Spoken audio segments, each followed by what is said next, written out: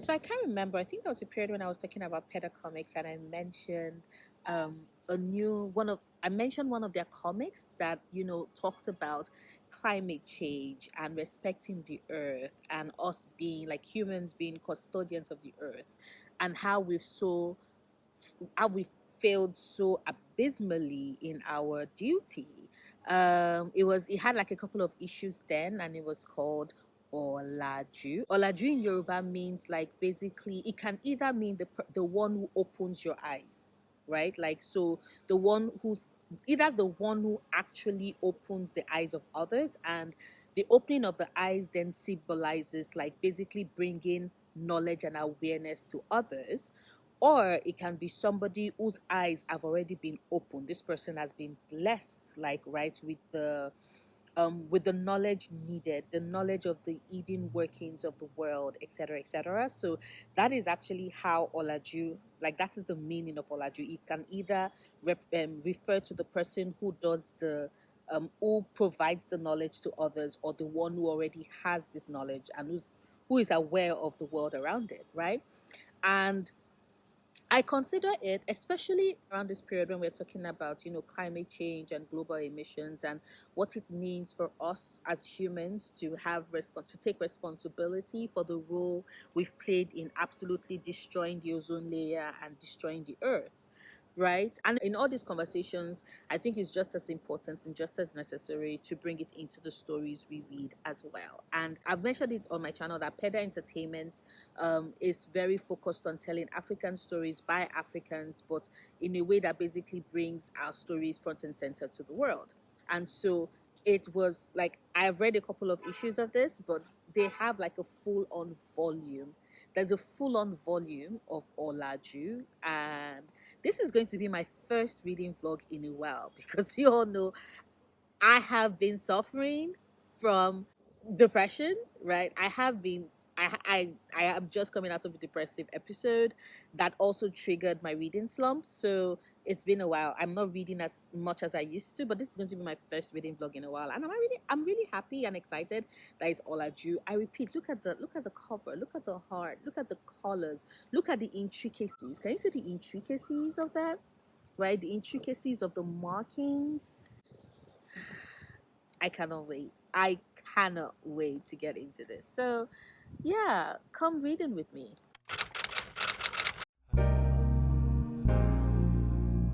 I already love the fact that the dedication says, "What if nature could talk to us? What do you think it would say?" And it says, "This book is dedicated to nature." I repeat, like, there's this conscientious focus on having these conversations about how like what damage we are doing to nature, how nature fights back, and also how we are required as humans to fight on her behalf as well. And I really love that it is following through with that. So this book is dedicated to nature, you all. It's dedicated to nature. It's so good.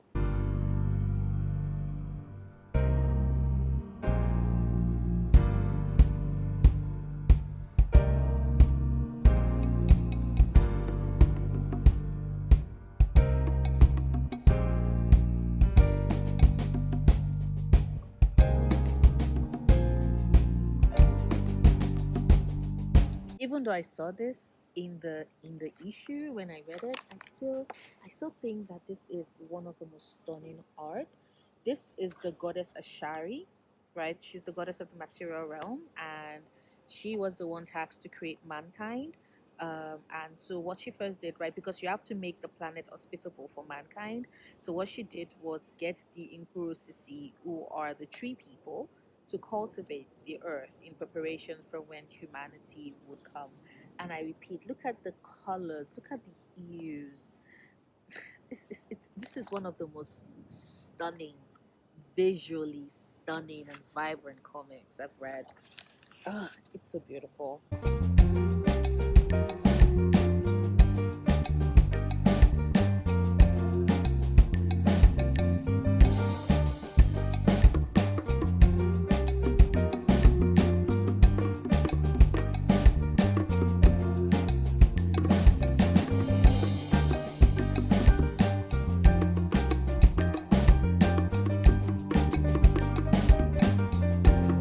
for a story that is focused on three people, the Enquiries, you can see like the sketches look very lifelike. They look very lifelike and very distinct, like the characterization, because I know who Lilo is, I know who Bila is. Like it's very clear from how they're sketched and also the characterization that has been given to each of them. And Iki, like look at Iki's cute little smirk and face. You confirm it with the fact that, oh my god, is the one that is very observant about what is happening. And like I love it so far.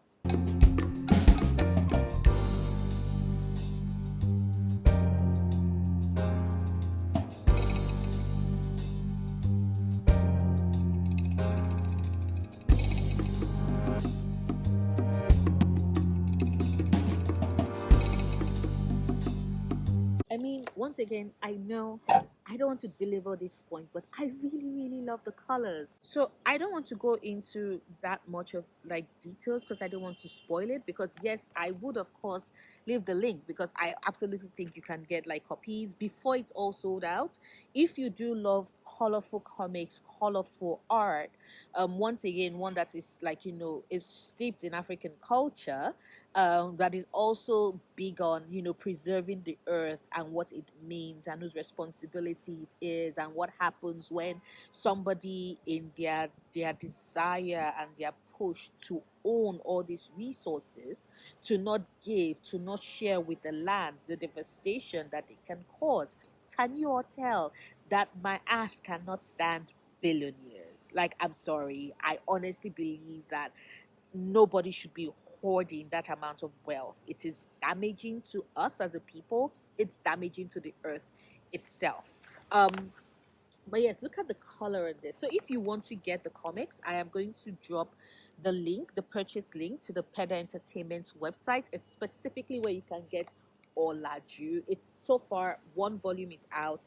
They are working fast to make second volume, but you absolutely need to have this on your shelf. You absolutely need to read this. So here is what I wanted to say. So basically, like I mentioned, right, this story starts with Ashari, the goddess of the material realm, deciding that, oh, getting the instruction to make earth, like to create humanity, create mankind. And she's like, okay, she's going to speak to the Nkorosisiwa, the tree people, for them to get earth ready for humanity to live in. And for centuries, for generations, the Nkorosisi have done their work. They've grown the earth. She's abundant, she's lovely, she's waiting, because apparently it's going to take millennia, right? So Ashari knew it was going to take millennia for the earth to be ready. And so that is what she does. But here is the thing, right? The way in which she set up this circle, the cycle of the elders who ascend, and as they ascend, they pass on their knowledge, they pass on all they've been blessed with. They also pass on the history, the commands, this communion with Ashari, this connection to the deeper earth. They pass it to the next generation, and that is what they've always done until we get to Bakuzu, who has decided that is not going to till the earth for mankind anymore. He wants it, and he wants it all, even though that is not what the other Imperiosisi wants, even though his choice is destroying everything that they stand for, even though his choice is actively hurting the earth, is still insistent. And part of what he's doing, because the bees, actual bees, they are representative of the propagation of life, right? Because life is a circle, and the bees perfectly capture that. And just this is something we know, right? This is something we know. This is something we are aware of in like everyday, like in present day science. And just every time science is brought into fantasy and is woven so well, because there's the element of something that we're already familiar with, something we already know, and bringing it into a fantasy realm, it always makes my heart so happy. So like here, when they go, or the bees are the quintessential source of divine energy for the propagation of life. They hold the keys to existence itself. The earth will not thrive without them. This is speaking to our reality, but this also is speaking perfectly well to the reality of the fantasy realm that the Nkurosisi currently live in, because the bees are part of the ascension of their elders, the one who die and who pass on everything that they have learned, everything that they have, to keep their people going, and also to help them fulfill what it is that they were set on earth to do. And I really love that. Once again, I repeat, like the amount of thought that's gone into this comic, just my heart, it makes me so happy.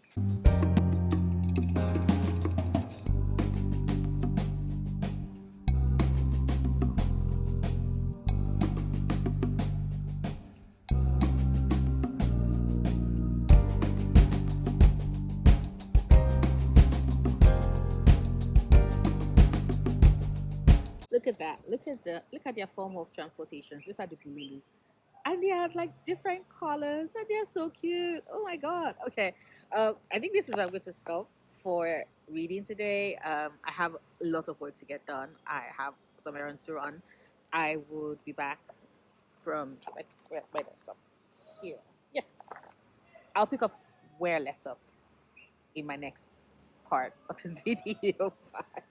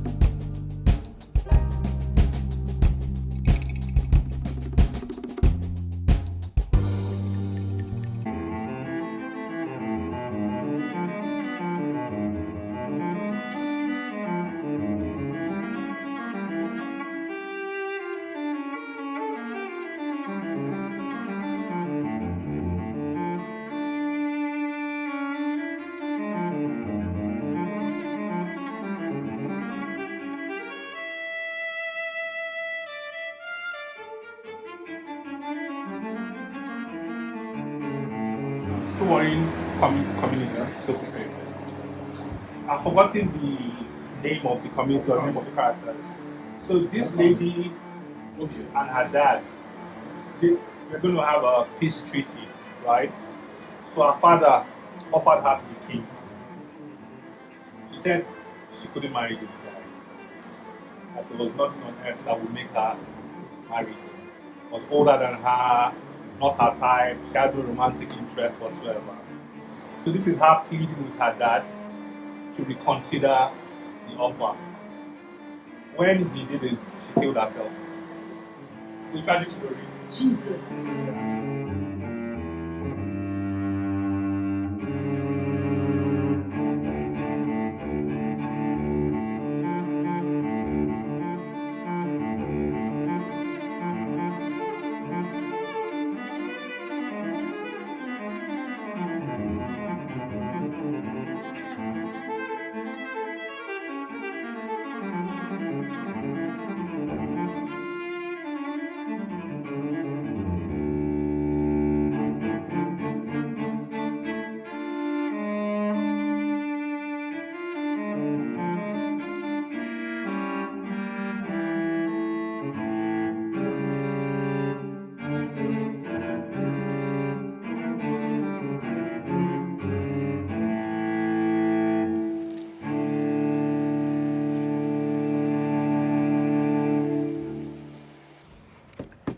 As you all can see, I'm like very significantly into the book.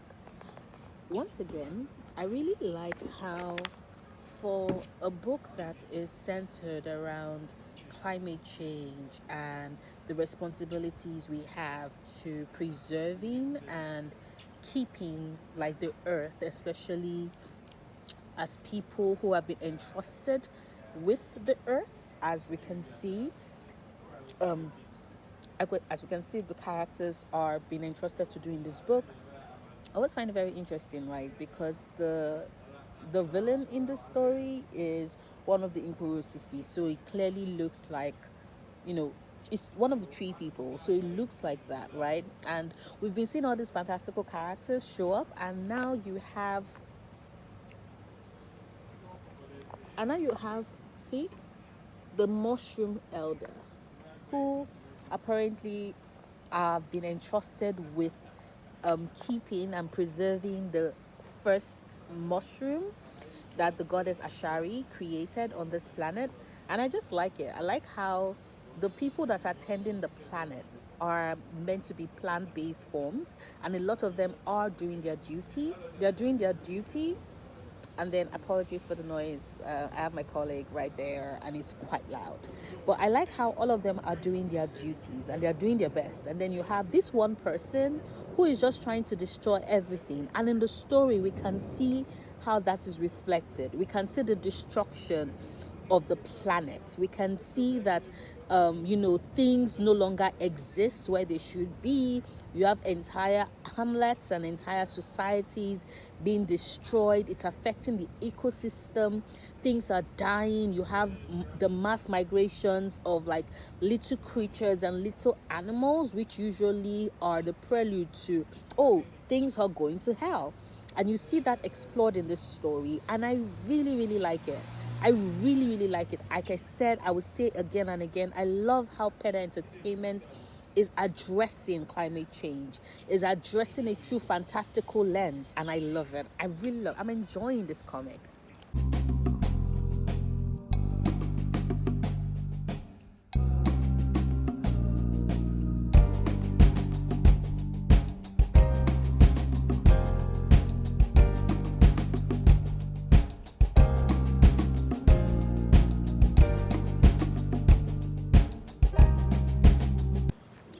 And I also love how this is also a commentary, because you have Bakuzu, who is the elder, right, that has been tasked with the renewal of the energies, like as an elder, handing over power to the newer generation so that they can continue their legacy and the role they've been placed to cultivate the earth and the universe that Ashari, the goddess, has put them in charge of.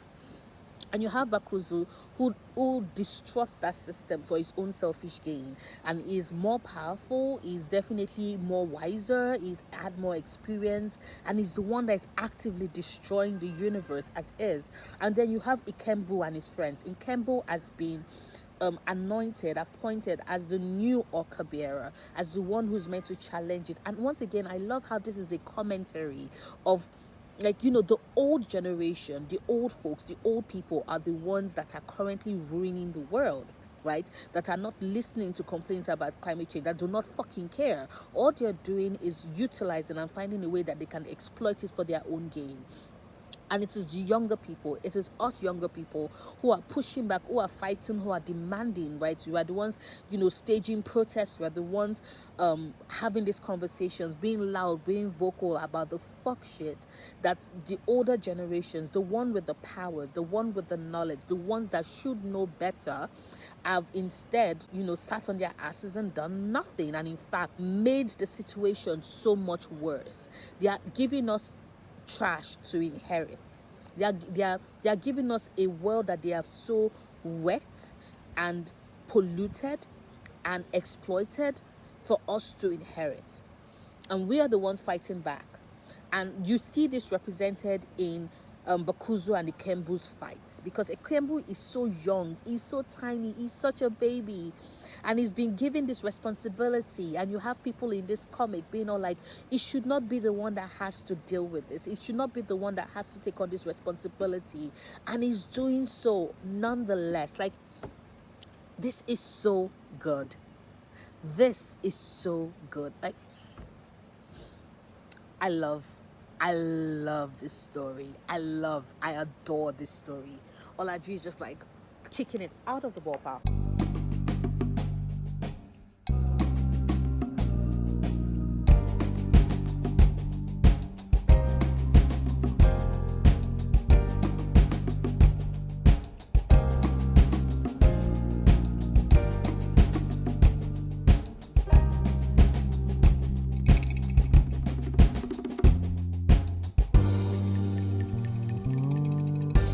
It is so good. I finally got to the end of Olaju. Um, Apologies for all the sounds, but I guess I'm hoping you don't mind, because like it goes to show you that I read everywhere where I can get the time. Life has been very busy for me, which is the reason why this reading vlog actually took way longer than I planned, because I wanted it to be short. But I'm actually really ecstatic about this story. The fact that ultimately, like I said, the heart of the story is about our responsibility as humanity to take care of the earth, and how it has been exploited by those who should know better, who should have done better, who have the knowledge and the resources and could have done better and failed to do so, and instead chose their own selfish aims because they wanted to play as gods. And that is what you see at the heart of this story. I'm trying to talk about it, and I know I've said some things, but I'm also hoping that I'm also trying not to give too many spoilers, because where this story ended, I am intrigued. I want to know what will happen in volume 2, because volume 1, this volume of Olaju, is exquisite. It is perfection. It is fucking fantastic. It is amazing, and I love it. And once again, a huge thank you to Ped Entertainment for sending this and giving me the opportunity to actually read this, because this is so good.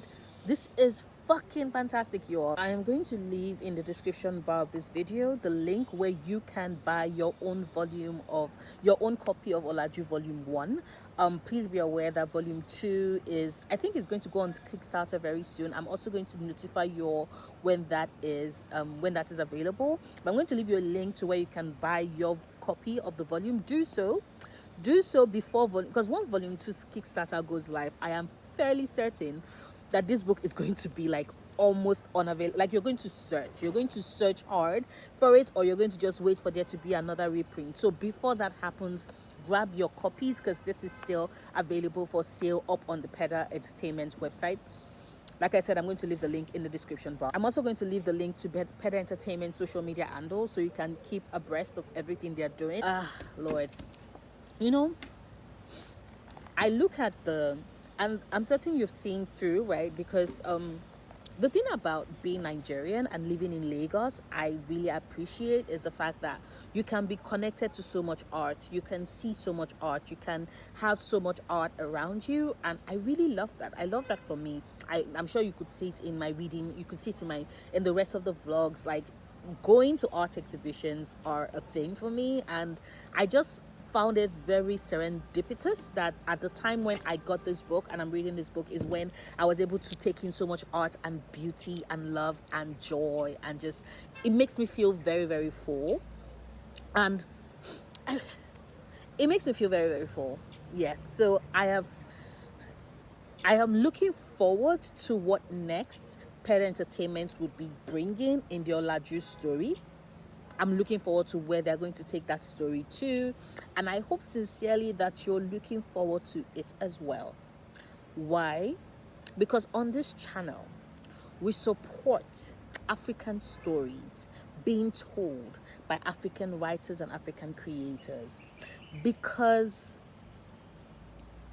there's just that extra zhuzh, there's just that extra sprinkle, there's just that extra vavavoom that they bring to it, and I'm certain you could see that with Olaju. So yeah, see y'all in my next video, which should be dropping sometime soon.